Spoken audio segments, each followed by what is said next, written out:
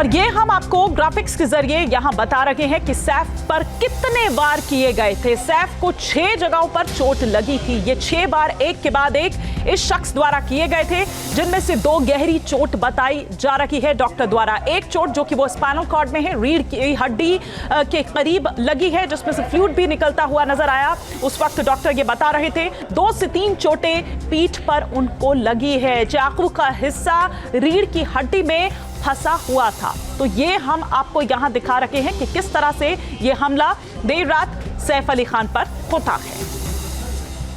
पंकज मिश्रा हमारे सहयोगी इस पर और विस्तार से जानकारी के साथ हमारे साथ जुड़ चुके हैं। पंकज, कहां तक पहुंची पुलिस की इन्वेस्टिगेशन? क्या कुछ पता चल पाया है इस हमलावर का?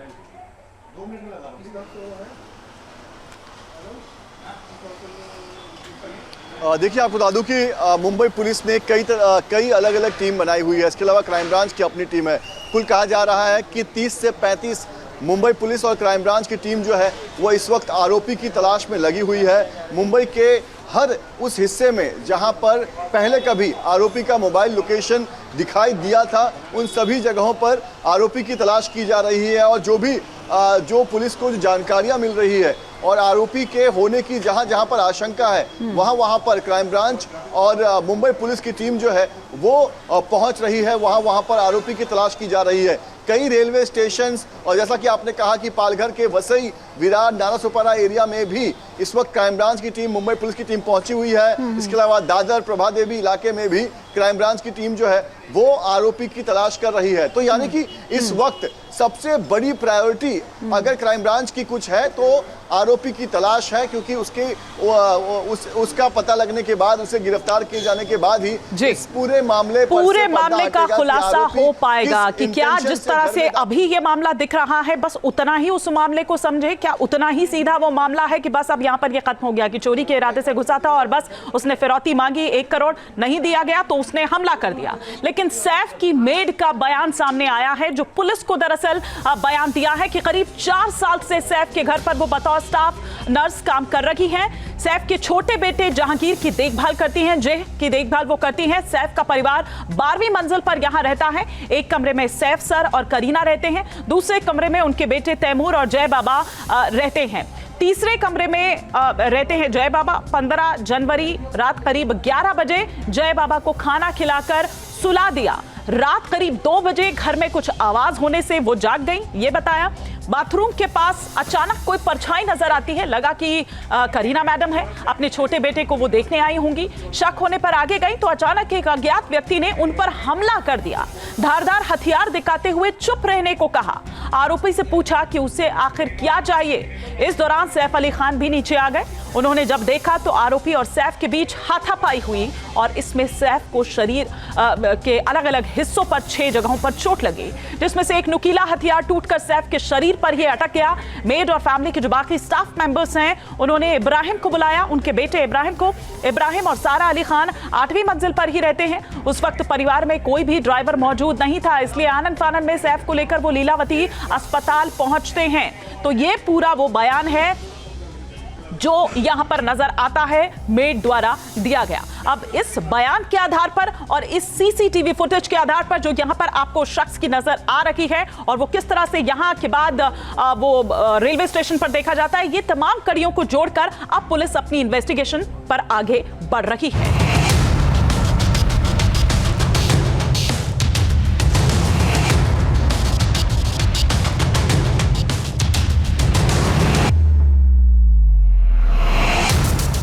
यही है वो हमलावर जिसने सैफ अली खान पर चाकू से हमला किया। यही वो चेहरा है जिसकी पुलिस को तलाश है।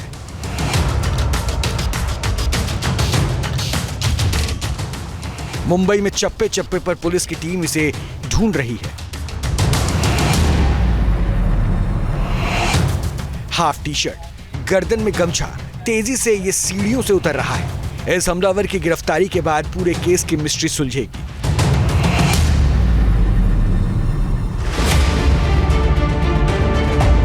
वैसे इस मामले की जांच के लिए पुलिस और क्राइम ब्रांच की 18 टीमें लगाई गई हैं। बांद्रा पुलिस स्टेशन ने हमलावरों की तलाश के लिए 10 टीमें बनाई हैं। क्राइम ब्रांच ने भी केस में इन्वेस्टिगेशन के लिए 8 टीमें घोषित की हैं।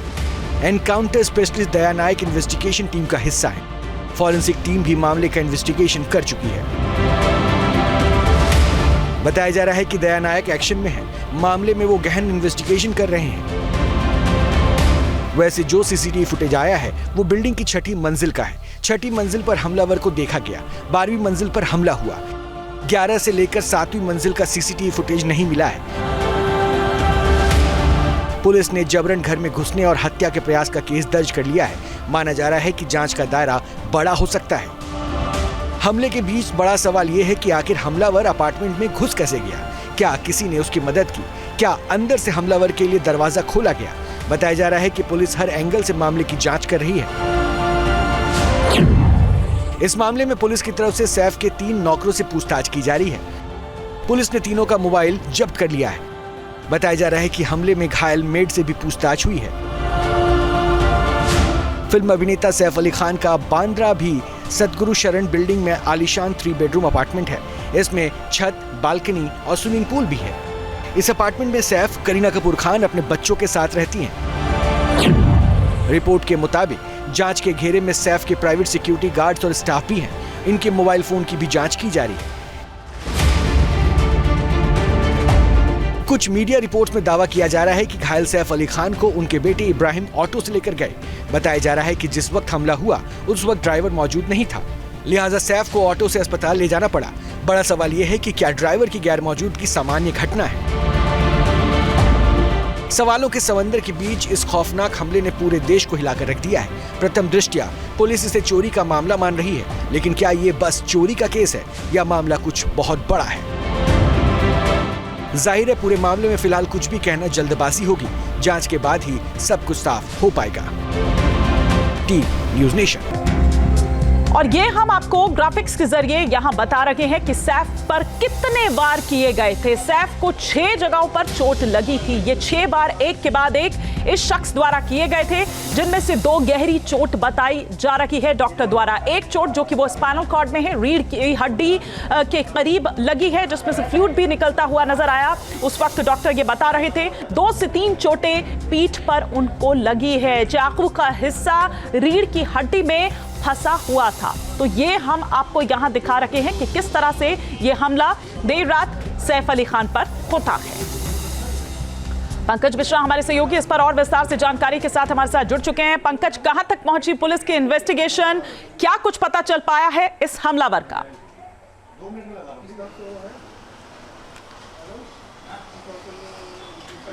देखिए, आपको बता दूं कि मुंबई पुलिस ने कई अलग अलग टीम बनाई हुई है। इसके अलावा क्राइम ब्रांच की अपनी टीम है।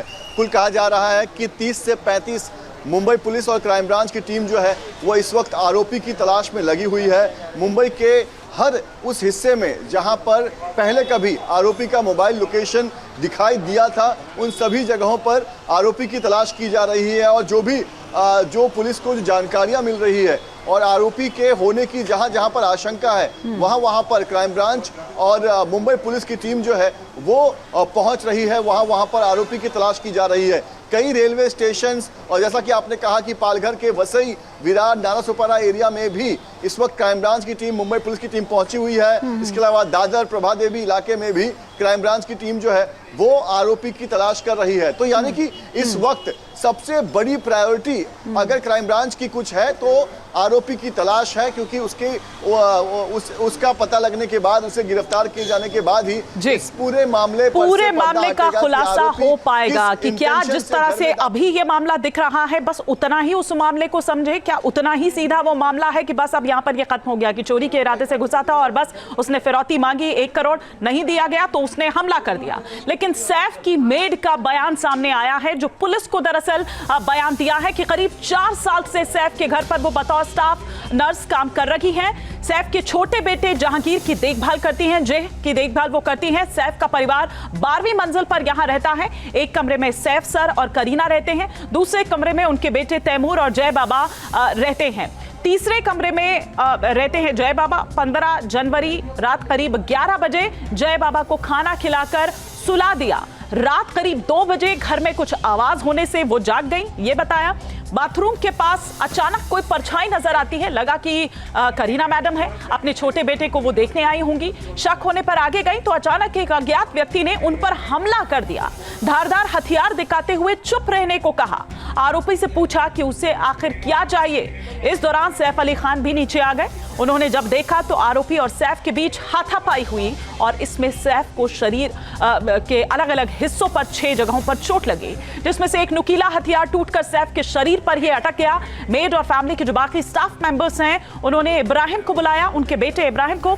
इब्राहिम और सारा अली खान 8वीं मंजिल पर ही रहते हैं। उस वक्त परिवार में कोई भी ड्राइवर मौजूद नहीं था, इसलिए आनन फानन में सैफ को लेकर वो लीलावती अस्पताल पहुंचते हैं। तो ये पूरा वो बयान है जो यहां पर नजर आता है मेड द्वारा दिया गया। अब इस बयान के आधार पर और इस सीसीटीवी फुटेज के आधार पर जो यहां पर आपको शख्स की नजर आ रही है और वो किस तरह से यहां के बाद वो रेलवे स्टेशन पर देखा जाता है, ये तमाम कड़ियों को जोड़कर अब पुलिस अपनी इन्वेस्टिगेशन पर आगे बढ़ रही है।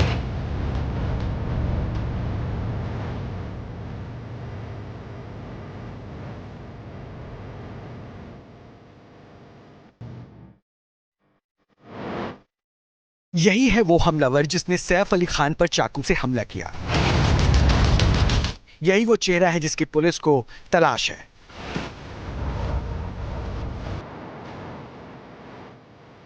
मुंबई में चप्पे चप्पे पर पुलिस की टीम इसे ढूंढ रही है।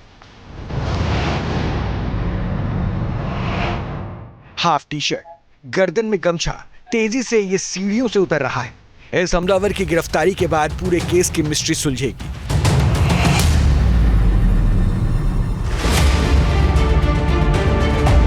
वैसे इस मामले की जांच के लिए पुलिस और क्राइम ब्रांच की 18 टीमें लगाई गई हैं। बांद्रा पुलिस स्टेशन ने हमलावरों की तलाश के लिए 10 टीमें बनाई हैं। क्राइम ब्रांच ने भी केस में इन्वेस्टिगेशन के लिए 8 टीमें घोषित की हैं। एनकाउंटर स्पेशलिस्ट दया नायक इन्वेस्टिगेशन टीम का हिस्सा है। फॉरेंसिक टीम भी मामले का इन्वेस्टिगेशन कर चुकी है। बताया जा रहा है कि दया नायक एक्शन में है। मामले में वो गहन इन्वेस्टिगेशन कर रहे हैं। वैसे जो सीसीटीवी फुटेज आया है वो बिल्डिंग की 6ठी मंजिल का है। 6ठी मंजिल पर हमलावर को देखा गया। 12वीं मंजिल पर हमला हुआ। 11 से लेकर 7वीं मंजिल का सीसीटीवी फुटेज नहीं मिला है। पुलिस ने जबरन घर में घुसने और हत्या के प्रयास का केस दर्ज कर लिया है। माना जा रहा है कि जांच का दायरा बड़ा हो सकता है। हमले के बीच बड़ा सवाल यह है कि आखिर हमलावर अपार्टमेंट में घुस कैसे गया? क्या किसी ने उसकी मदद की? क्या अंदर से हमलावर के लिए दरवाजा खोला गया? बताया जा रहा है कि पुलिस हर एंगल से मामले की जांच कर रही है। इस मामले में पुलिस की तरफ से सैफ के 3 नौकरों से पूछताछ की जा रही है। पुलिस ने तीनों का मोबाइल जब्त कर लिया है। बताया जा रहा है कि हमले में घायल मेड से भी पूछताछ हुई है। फिल्म अभिनेता सैफ अली खान का बांद्रा भी सतगुरु शरण बिल्डिंग में आलीशान 3 बेडरूम अपार्टमेंट है। इसमें छत, बालकनी और स्विमिंग पूल भी है। इस अपार्टमेंट में सैफ, करीना कपूर खान अपने बच्चों के साथ रहती हैं। रिपोर्ट के मुताबिक जांच के घेरे में सैफ के प्राइवेट सिक्योरिटी गार्ड्स और स्टाफ भी हैं। इनके मोबाइल फोन की भी जांच की जा रही है। कुछ मीडिया रिपोर्ट्स में दावा किया जा रहा है कि घायल सैफ अली खान को उनके बेटे इब्राहिम ऑटो से लेकर गए। बताया जा रहा है कि जिस वक्त हमला हुआ उस वक्त ड्राइवर मौजूद नहीं था, लिहाजा सैफ को ऑटो से अस्पताल ले जाना पड़ा। बड़ा सवाल यह है कि क्या ड्राइवर की गैर मौजूदगी सामान्य घटना है? सवालों के समंदर के बीच इस खौफनाक हमले ने पूरे देश को हिलाकर रख दिया है। प्रथम दृष्टया पुलिस इसे चोरी का मामला मान रही है, लेकिन क्या ये बस चोरी का केस है या मामला कुछ बहुत बड़ा है? जाहिर है पूरे मामले में फिलहाल कुछ भी कहना जल्दबाजी होगी। जांच के बाद ही सब कुछ साफ हो पाएगा। Team news nation. News nation अब व्हाट्सएप पर खबरों के ताजा अपडेट के लिए न्यूज़ नेशन के इस QR कोड को स्कैन करें।